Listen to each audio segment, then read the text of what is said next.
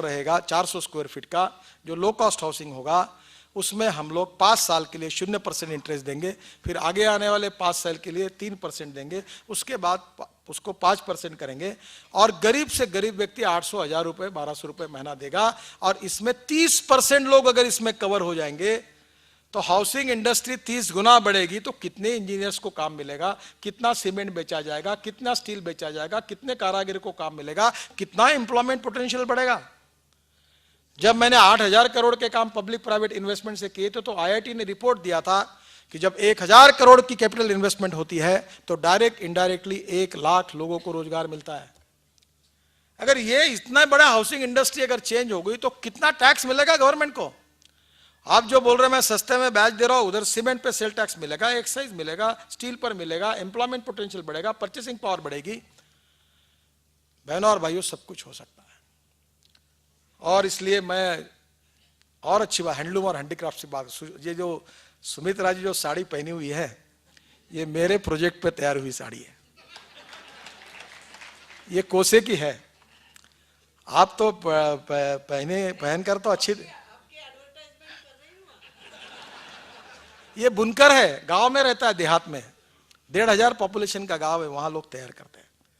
ये साड़ी मैंने हेमा मालिनी जी को भी दी थी, प्रीति झिंटा को दी थी और सुष्मिता सेन को दी थी। तीनों ने मुझे कहा बहुत अच्छी साड़ी है। सुषमा जी को भी दी। जो मुझे कभी महिलाएं मिलती है, कोई कार्य आपकी बाकी है, हाँ डी है। जब मल्लय जी आए थे, जैन जी, तो मैंने साड़ी करके दी और उसमें सूट का कपड़ा निकला, तो इनकी साड़ी नहीं। इस देश का परसों मुझे करीमनगर में सुमित्रा जी, मुझे बुनकरों ने एक साड़ी भेंट दी, और माचिस का जो डब्बा है उसमें बंद करके साड़ी प्रेजेंट दी, इससे छोटा डब्बा। इस देश का बुनकर अच्छा कपड़ा बुनता है। हाँ, एक बात जरूर है कि समय के अनुसार फैशन डिजाइनिंग के बारे में सोचना होगा। ओल्ड इज गोल्ड, ये बात सच नहीं है। जो गोल्ड है वो ले लो, जो नहीं है उसको छोड़ दो। समय बदल रहा है, और गली गली में रहने वाली जो हमारी श्रीदेवी और हेमा मालिनी है, उनकी भी चॉइसेस बदले हुए हैं, तो उनके अनुसार डिजाइन करना होगा। मैं मनीष मल्होत्रा करके एक फैशन डिजाइनर, उसको मैंने कहा कि हमारे बुनकरों ने तैयार की हुई साड़ी पर तुम डिजाइन करके बताओ। हमारे देश का वेवर, बुनकर अच्छा कपड़ा बुन सकता है।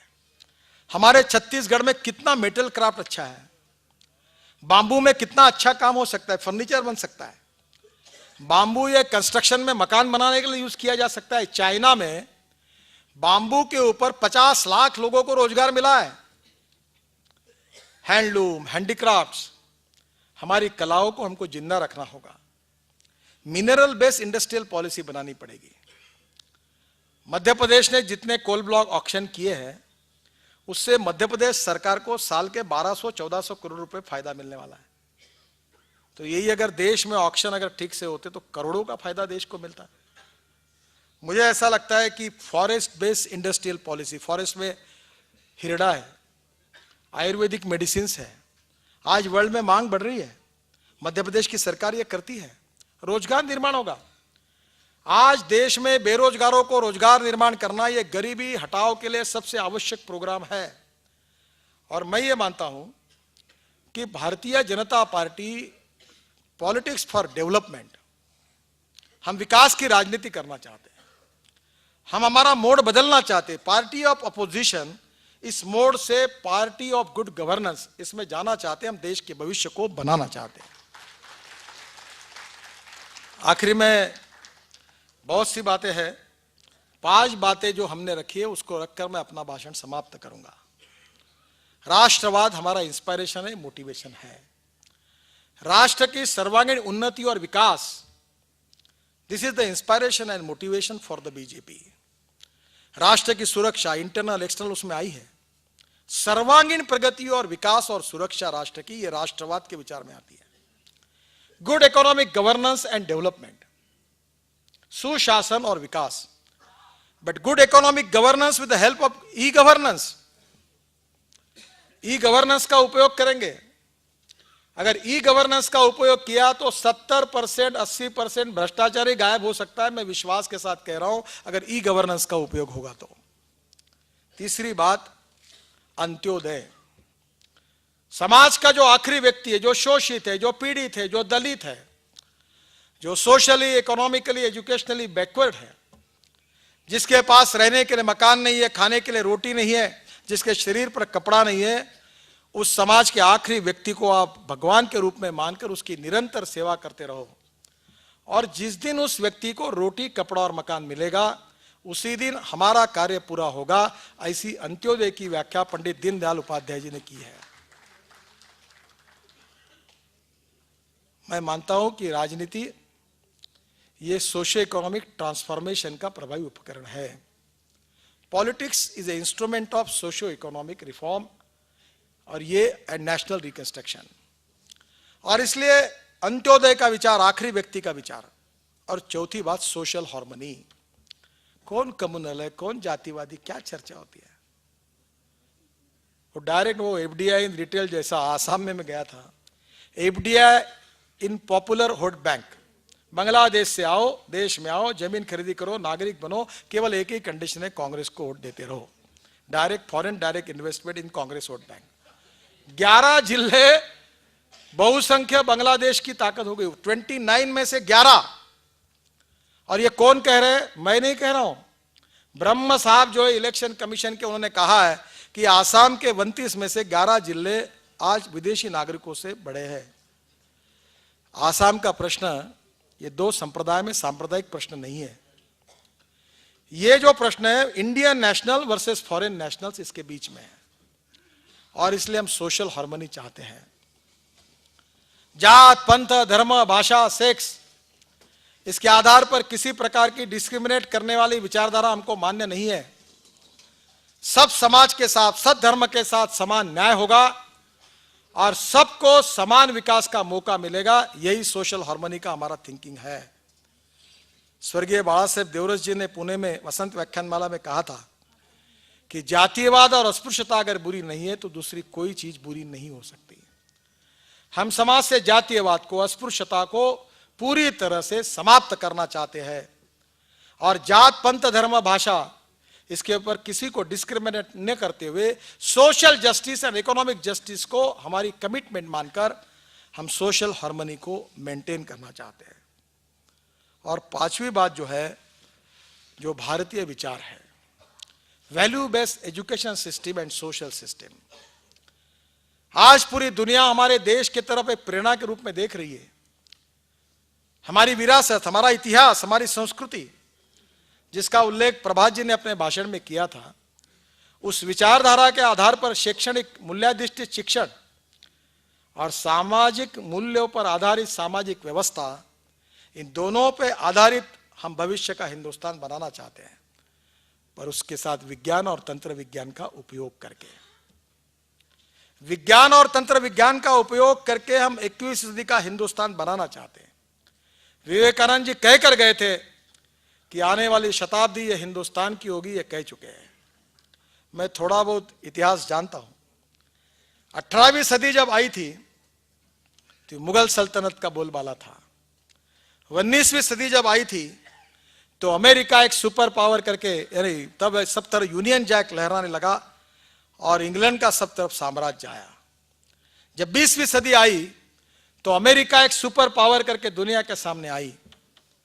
पर बहनों और भाइयों, मैं विश्वास के साथ विवेकानंद जी ने जो भविष्यवाणी की, उस विश्वास के साथ आपको कहना चाहता हूं कि 21वीं सदी ये हिंदुस्तान की है, भारत की है और हमारी सबकी है।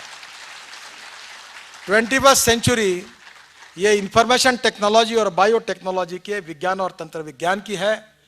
हम मूल्याधिष्ठित सामाजिक विचार, शैक्षणिक विचार को लेकर भी आगे जाएंगे, विज्ञान तंत्र विज्ञान का उपयोग भी करेंगे और सुखी, समृद्ध, संपन्न, शक्तिशाली हिंदुस्तान का निर्माण करेंगे, जो भय, भूख, आतंक और भ्रष्टाचार और महंगाई से मुक्त है और दुनिया की नंबर 1 की ताकत ये देश बने। इसी बात को लेकर हमने हमारे विजन डॉक्यूमेंट बनाने की हम तैयारी कर रहे हैं। आप जैसे विद्वान लोगों में से उसमें कुछ सुझाव आएंगे अलग अलग क्षेत्रों के, तो जरूर इसका विचार हम उसमें करेंगे। और निश्चित रूप से उसके लिए नेतृत्व की विश्वसनीयता, विकास की दृष्टि, निर्णय करने की क्षमता और समाज, देश और गरीब के साथ कटिबद्धता ऐसा नेतृत्व भी निर्माण करने के लिए प्रबोधन, प्रशिक्षण एंड रिसर्च एंड डेवलपमेंट का उपयोग करके हम पॉजिटिव और सही नेतृत्व निर्माण करके हम देश के तकदीर को और भविष्य को बदलना चाहते हैं। और यही भारतीय जनता पार्टी का मिशन है, यही सपना है। आप सबके सहयोग से इसको पूरा करने की कोशिश हमारी पार्टी जरूर करेगी। इसमें सब बातें नहीं आई है, बहुत सी बातें जो है आप भी सोचकर हमको जरूर बताइए, उसका हम गंभीरता से विचार करेंगे। मुझे अवसर दिया इसलिए मैं आपका आभारी हूँ। बहुत बहुत धन्यवाद। नमस्कार जी देना पसंद करेंगे। तरुण मंच के कार्यकर्ता प्रश्न यहाँ पर नीचे इकट्ठे कर लें, एक स्वयंसेवक लाकर यहाँ पर दे दें। अजीत सिंह नारंग का आप बाद में करिए प्लीज, आप बैठ जाइए जगह पर, बाद में करिए प्लीज, 1-2 मिनट। ये होने के बाद मैं जाते समय आपके सबके हार स्वीकार करूंगा। इन्होंने कहा है कि विकास के हेतु सकारात्मक सोच, ठीक है, पर भाजपा के सरकार क्या कर रहे हैं? आज देश का मुश्किल से ग्रोथ रेट जीडीपी 5% के आसपास है, और इसका सबसे बड़ा अगर कारण है तो गुजरात, छत्तीसगढ़, मध्य प्रदेश जैसे एनडीए और बीजेपी की सरकार है। इनका अच्छा परफॉर्मेंस और आर्थिक सुशासन और विकास, यही आज जो स्थिति में 5% भी दिख रहा है, उसका कारण हमारी सरकार ने किया हुआ अच्छा काम है। और आप यूपीए की सरकारें और एनडीए की सरकारें, इसका अगर की तुलना करोगे तो आप में मुझे लगता है कि इसमें बात ध्यान में आ जाएगी।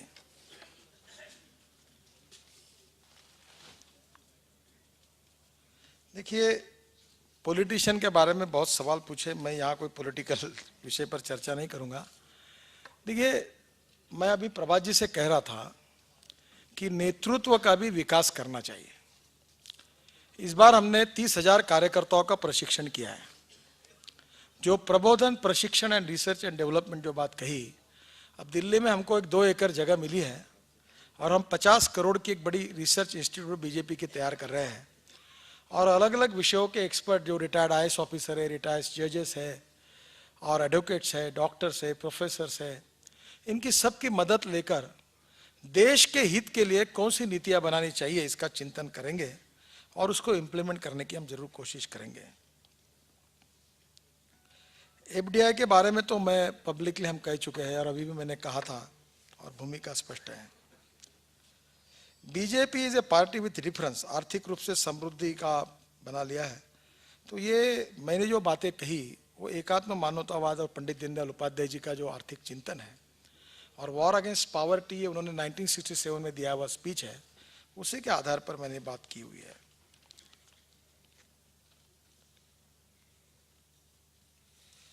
देखिए, मैं मैकेनिज्म के बारे में बात की, इन्होंने पेट्रोलियम प्राइसेस वगैरह के बारे में। देखिए, बहुत सी बातें हो सकती है, मैं आपको एक ही बात बताना चाहता हूं, विज्ञान, तंत्र विज्ञान, टेक्नोलॉजी, रिसर्च, इसका उपयोग करना चाहिए। अभी दुनिया बदल रही है और दुनिया में जो जो चेंजेस हो रहे, मैं बीजेपी में आने के बाद मैं आग्रह करता हूं कि बहुत लोगों को मैं चाइना लेके गया, मैं बहुत लोगों को चाइना में जाकर हमने अध्ययन किया, हमारे संगठन मंत्रियों को भी लेकर गया था कि दुनिया में क्या परिवर्तन हो रहा है, कौन सी नीतियां अपनाई जा रही है, ये हमने अध्ययन करना चाहिए।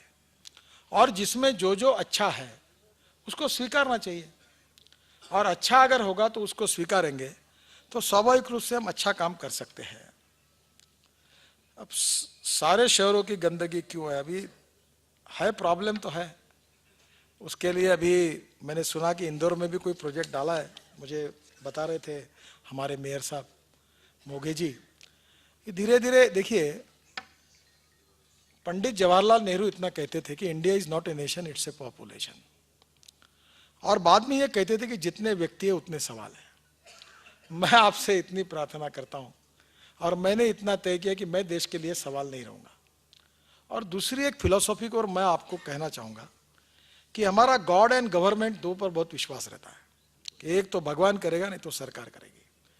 मैं एक बार मुंबई में 8 साल पहले एक भाषण सुनने के लिए गया था और उसमें डॉक्टर वामनराव पै करके एक बहुत बड़े संत थे, उनका भाषण था और वो मराठी में कहते थे, तूच तुझ्या जीवनाचा शिल्पकार, you are the architect of your own socio economic life.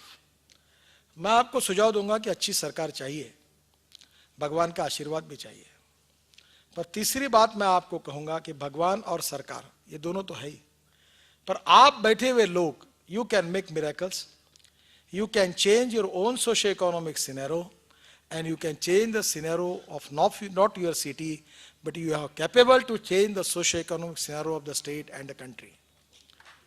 आप बदल सकते हैं। तो सरकार क्या कर रही है, कारपोरेशन क्या कर रही है, गडकरी ने क्या किया, प्रभात झा ने क्या किया, ये तो आम चर्चा होती रहती है। जो करना है करो, अच्छा करे, इसके लिए कोशिश करो, पर हम क्या कर रहे हैं? वो जो प्रतिमाएं खड़ी होती है ना, तो ऐसे उंगली रहती है, तो परिवर्तन सब दूसरे के तरफ देखते हैं, अपने तरफ नहीं देखते। मुझे लगता है कि हमने अपने हिसाब से अगर इसका परिवर्तन किया तो हर सवाल का जवाब है, और वो जवाब होगा तो सवालों की संख्या कम होगी। ये स्किल्ड डेवलपमेंट का काम है। इंदौर में सुमित्रा जी, जैसे अभी बीए, बीकॉम, एमकॉम, एमएससी ये आवश्यक है, पर diversification of education towards professional education and technical education is the need of the country. हमारे झोपड़पट्टी में पढ़ने वाला हर लड़का और लड़की कंप्यूटर सीखना चाहिए, because IT is very important. और उसके साथ साथ हम एक और कोशिश करें कि हमारे देश के अगर मैं अभी कनाडा गया था, मैं बहुत दूर दूर गया, हर जगह पर मुझे इंडियन को ये मिले, कुक मिले, वेटर्स मिले। वर्ल्ड में बहुत बड़ा पोटेंशियल है। मैं हमारे यहाँ हमारे जो मुस्लिम बंधु हैं, लड़के लड़कियाँ, इनको मैंने अरबी और इंग्लिश सिखाने के क्लासेस शुरू किए। तो 200-250 लड़के लड़कियों को दुबई में और विशेष रूप से शारजा में 1-1 लाख रुपए की नौकरियां मिल गई, क्योंकि जो अरबी अच्छा बोलता है और जो अंग्रेजी अच्छी आती है उसको बहुत पोटेंशियल है। हॉस्पिटलिटी का क्षेत्र है, होटल मैनेजमेंट का है, बिजनेस मैनेजमेंट का है, हजारों कोर्सेस निकले हैं। व्यवसाय विमुख तांत्रिक शिक्षा और स्किल डेवलपमेंट, इस पर जोर देने की आवश्यकता है। और गाँव में अगर ये डेवलप होगा तो इससे भी एम्प्लॉयमेंट पोटेंशियल बहुत बड़ा होगा। बहुत सी बातें हैं जो आपने लिखी है, मैं कागज साथ में लेके जा रहा हूँ, और निश्चित रूप से कुछ होगा तो ईमेल करके भी प्रभात जी को भेजे, या हमारे यहाँ सुधेंदु कुलकर्णी करके अटल जी के साथ जो काम करते थे, उनको इस काम की जिम्मेदारी दी है। उनका ईमेल नंबर आपको यहाँ के बीजेपी कार्यालय से मिलेगा, तो आप जरूर उनको सुझाइए। आपके सुझाव का हम जरूर विचार करेंगे। बहुत बहुत धन्यवाद, नमस्कार। आभार प्रदर्शन के लिए उप संयोजक माननीय DK जैन जी। है आप पर देश के नेतृत्व का भार, मिला आपको जन जन का प्यार, मिला आपको जन जन का प्यार, करते आप जनता के सपने साकार, करते आप जनता के सपने साकार। मैं किन शब्दों में मानूं आपका आभार, मैं किन शब्दों में मानूं आपका आभार। मेरे पास ऐसे वाकई में शब्द नहीं है। मैं हृदय से आभारी हूं हमारे आज के इस प्रोग्राम की जान एवं शान हमारे भाजपा के राष्ट्रीय अध्यक्ष, मुख्य वक्ता माननीय श्री गडकरी जी साहब के।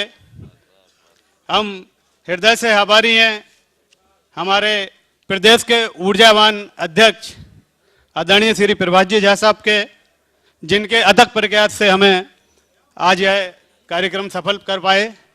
हम विशेष रूप से आभारी हैं हमारी सांसद श्रीमती सुमित्रा जी महाजन के, जिनकी प्रेरणा एवं मार्गनिर्देशन से हम इस प्रोग्राम को सफलतापूर्वक संपन्न नागरिकों के हम बहुत बहुत आभारी हैं, जिन्होंने इस प्रोग्राम को सफल बनाने में आपने अपना अमूल्य समय हमें दिया। बहुत बहुत धन्यवाद, बहुत बहुत आभार।